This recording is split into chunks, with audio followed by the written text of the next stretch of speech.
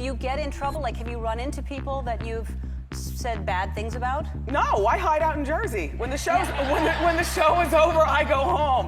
No, and I don't say bad things. I mean, if you're speaking of like hot topics, well, that's the stuff that you read about everywhere you go. Ellen did that to me and tried to put me on the spot. All right.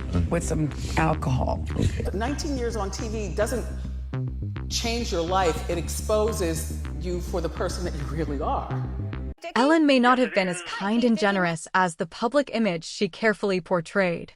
Once celebrated as the queen of daytime television, she later faced a dramatic fall from grace as controversies revealed a very different side of her personality and permanently changed the way audiences viewed her.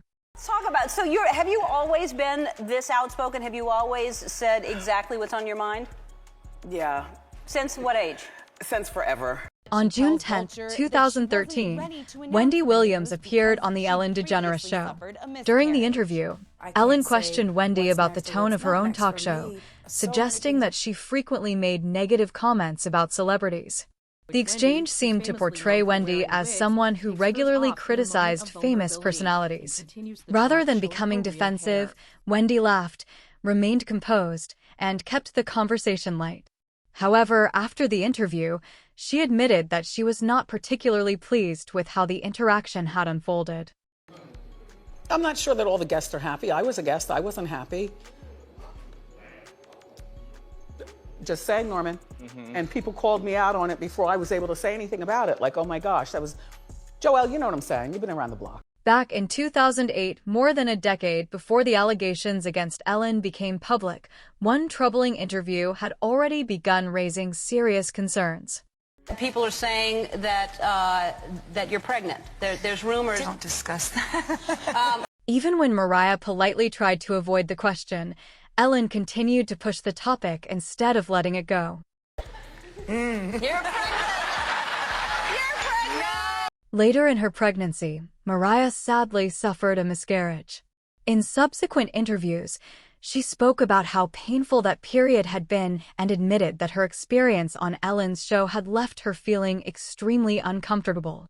Looking back, the interview became one of Ellen's most heavily criticized moments, with many viewers believing that Mariah's privacy should have been respected rather than turned into a source of entertainment. I have my own dog. Actually, she's pregnant. I have two dogs. Both But her Jack master Russells. isn't. Her master, well, let me take some of the vodka next to me. Why aren't you answering? Ellen did that to me and tried to put me on the spot. All right. With some alcohol. Okay. Real alcohol. I'm not trying to put you on the spot. To me, it's nice if you are. Her. After moments like these, many viewers began questioning how Ellen had earned such a strong reputation for kindness. A recurring criticism of her interviews was that she often pressured celebrities to discuss deeply personal topics, especially their dating lives, even when they clearly did not want to talk about them. One notable example involved Taylor Swift.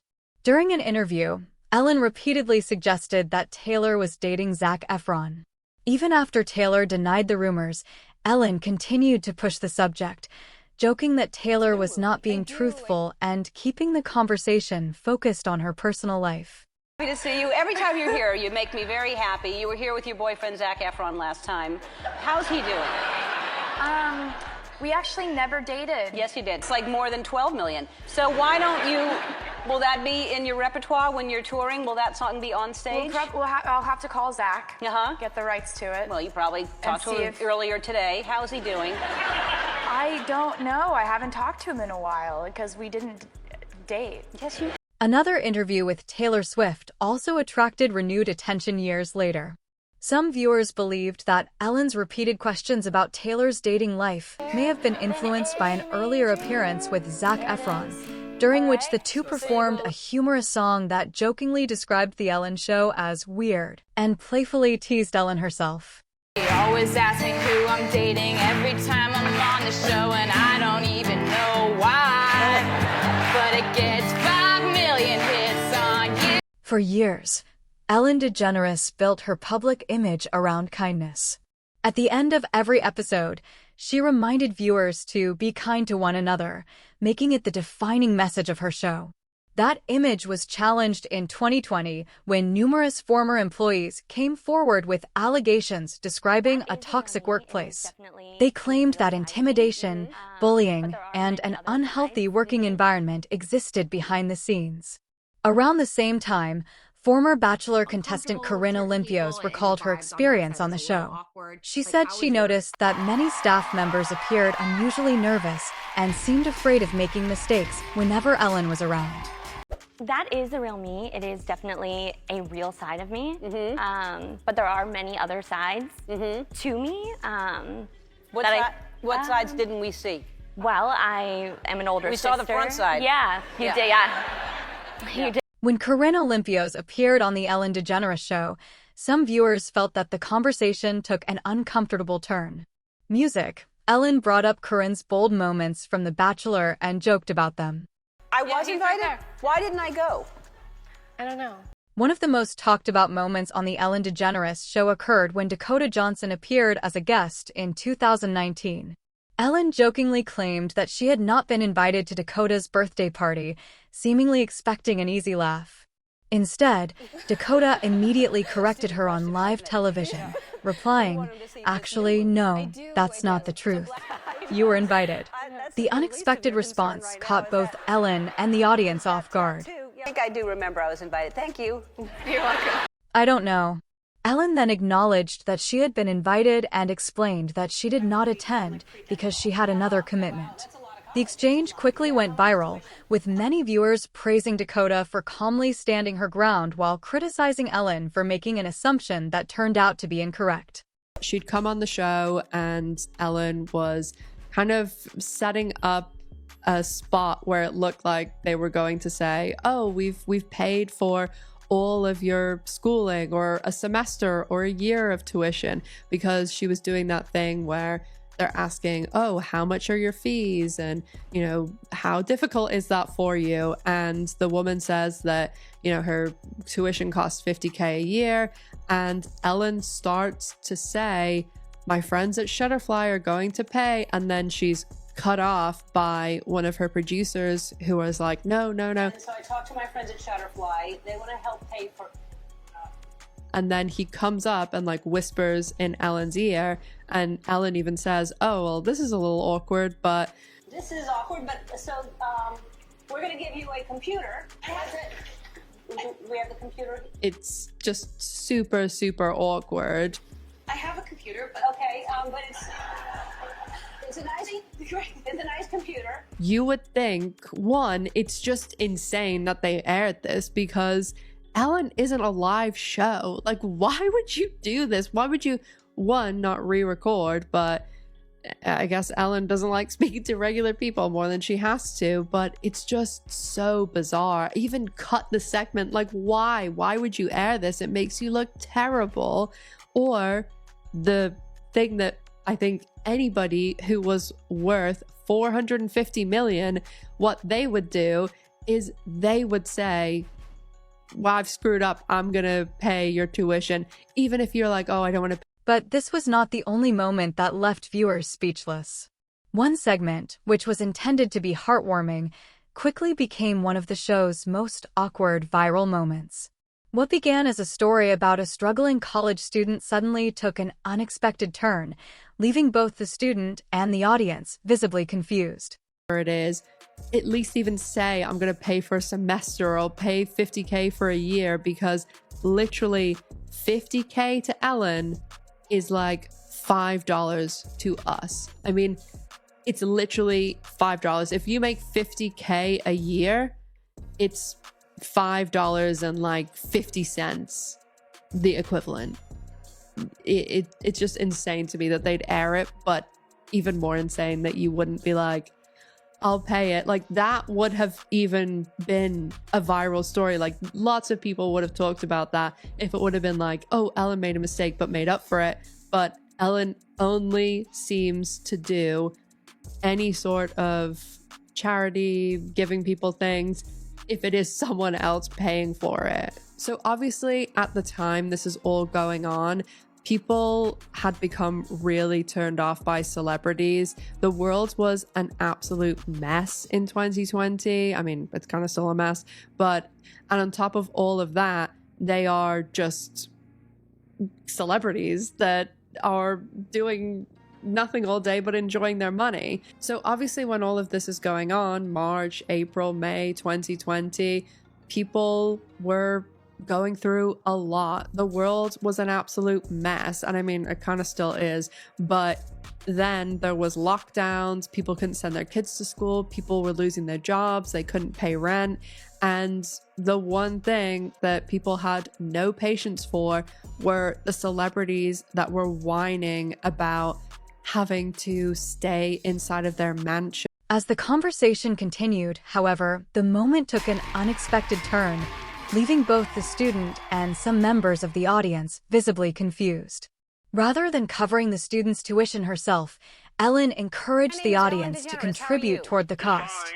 Music. After the segment, some viewers criticized the approach, arguing that someone with Ellen's wealth could have paid the amount directly instead of turning the situation into a televised fundraising moment. Stephen Paddock, and do not ask me for sources, but Stephen Paddock. Who's that? He was the guy that set up the Vegas concert. That was a very tragic thing. Listen to this. The only guy that saw Stephen Paddock alive, his name is Jesus Campos. He was a guard at Mandalay Bay. He got interviewed nowhere else. You know where he got interviewed in the beginning? Ellen. Really? Weird. And then they went on, if you could find that clip, they went on with a weird like diagram of how it happened, and Ellen's like showing the people how it happened. Not like an emotional like how are you feeling, how are you holding up. It was a weird diagram of like, and then he went to the left and to the right. It was very strange to look. What the hell's going on? This is a daytime show. Which is the Paddock guy? There's two guys there? The chubbier guy is the Jesus guy. And now Ellen is doing a thing of how this happened. Look how she's got like an antenna from someone's Buick that she's popped off and she's using it as a pointer. But why the hell is this happening on like a daytime show where this is weird. Where'd she get that pointer? I don't know. She stole it off an intern's car. Why wouldn't you just use your finger? Like if that was you, if it was your show, the Tim Dillon show, wouldn't you just point? Yeah. This is also a giant screen behind her, so they could have just put it on that screen. So, but she's using this thing. I find it very strange. I don't know why. Wait a minute, those aren't real palm trees? No. Yeah. I know that street though. I know that block in Beverly Hills that she used. How weird is that? I don't know why they're doing this on a daytime talk show. Let's keep it running. Look at it. She's dressed like Colonel Sanders. Not Colonel Sanders. She's dressed like Sergeant Pepper. This guy looks like a member of her staff. What kind of outfit is she wearing? I don't know. She wears those weird, like militant, lesbian. That should tell you uniform. Something. Yeah, like that's an odd look with all those buttons. Like, why do you have so many wrist buttons? It was given to her in Langley. The only reason why you have that many wrist buttons if you're looking at clothes on somebody. Yeah, look at her. Look at her. Everyone says she looks so friendly. She looks friendly. She does look very military. Yeah, she's a militant woman. Even after the Ellen DeGeneres show ended, the controversy surrounding Ellen did not simply disappear. Years later, many of the show's most debated interviews continued to circulate online, with viewers revisiting moments they believe crossed the line. I got kicked out of show business. Yeah. Thanks. Yeah, because I'm mean. Yeah. Yeah, you can't be mean and be in show business. In 2021, Ellen announced that the Ellen DeGeneres show would end the following year after 19 seasons.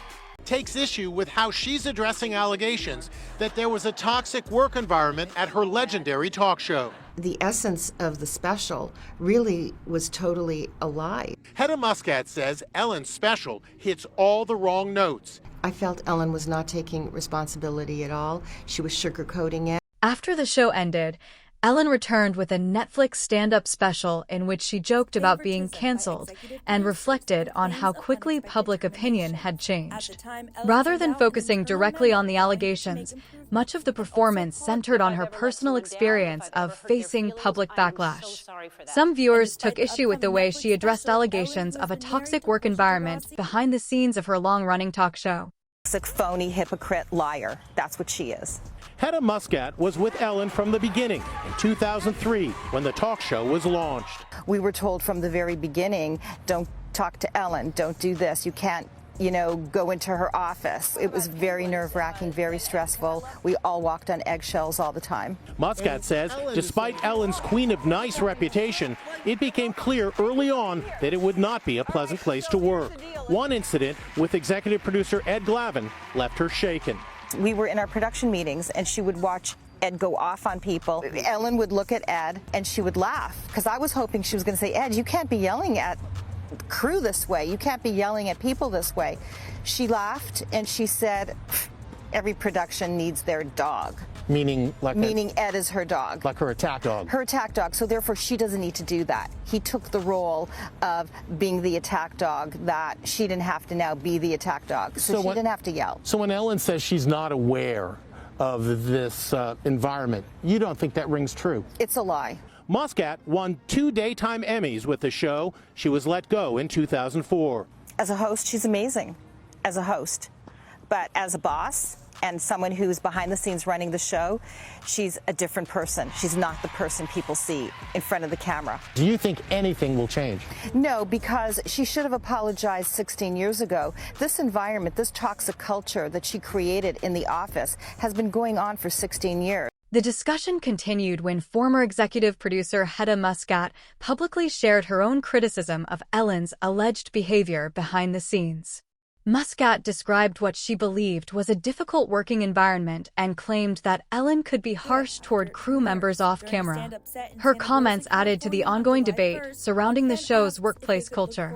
Toxic, phony, hypocrite, liar, that's what she is. Muscat had worked with Ellen from the beginning, when the talk show launched in 2003. Do you regret Diane Sawyer interview? No, why should I? Well, it didn't exactly show you in the best light. You don't think so? Well, you don't show yourself in the best light. People still listen to you. Yeah, but I'm on the radio every day. Yeah, we just don't get to see your face, but they should know what you look like.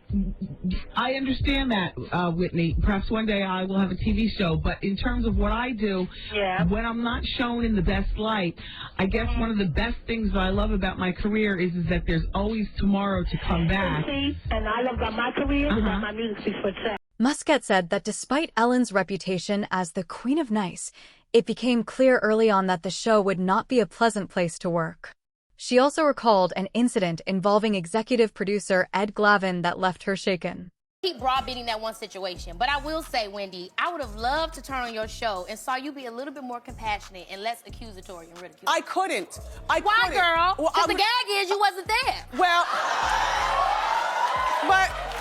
but here's the deal. Here's the deal. We all know these days that singers, to save money, all you do is throw a house party. That's true. And roll the camera. But is it right? It's not. It's normalized, and that's my problem.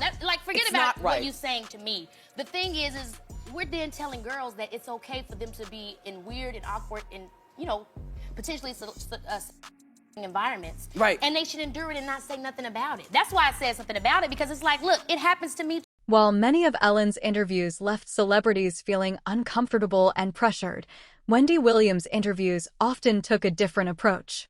That highlighted Wendy Williams' different interviewing style was her conversation with Keke Palmer.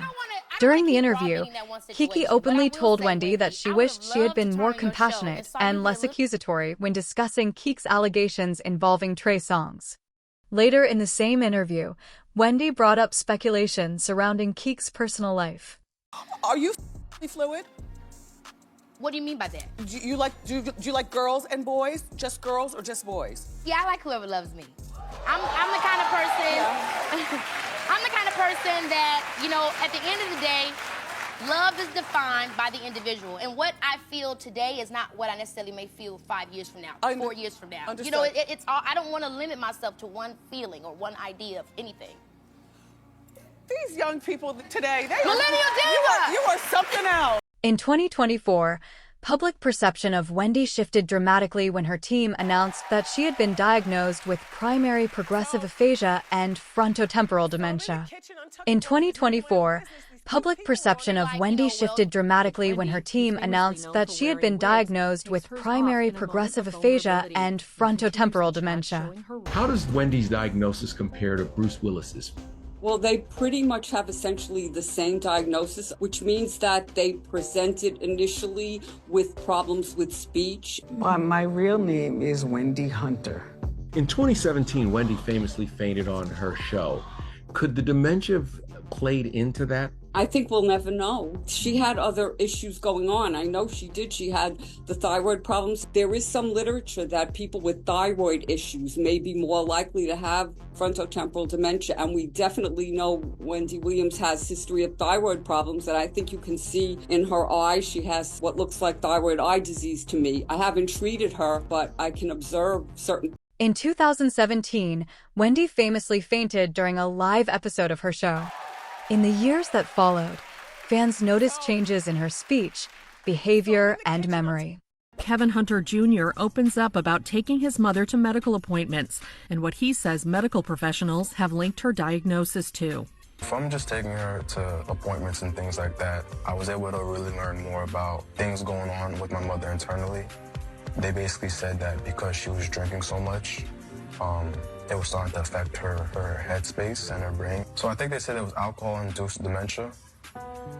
Yeah. On February 22nd, the 59-year-old's care team released a statement revealing Wendy's dementia diagnosis. According to the statement, the condition had affected Williams' communication abilities and cognitive functions and had already presented significant hurdles in Wendy's life. The following day, Williams released a statement to E! News, saying that she was overwhelmed by the support she had received.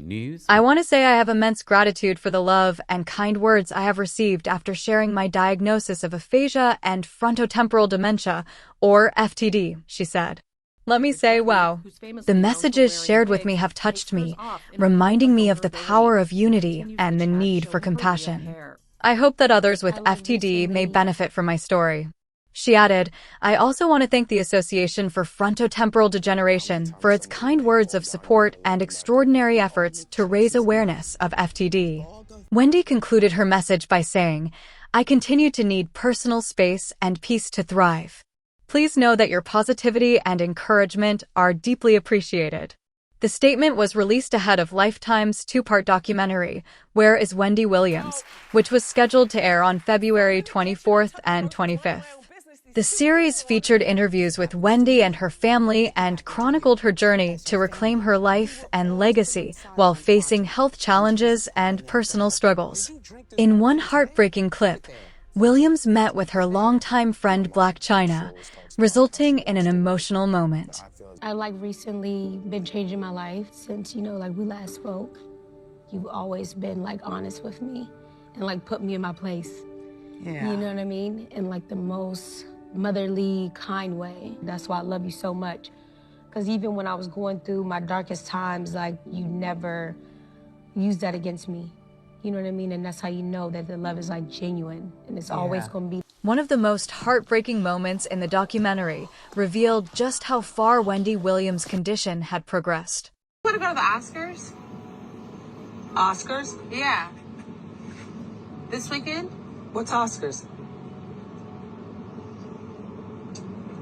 Well, the award show. Would you want to go to an award show and walk the red carpet? Yeah. Oh, you would? Okay. Okay. I want to wear this. No, you wouldn't be able to wear that, though. You would have to be, glammed up in, in a dress. After evening wear.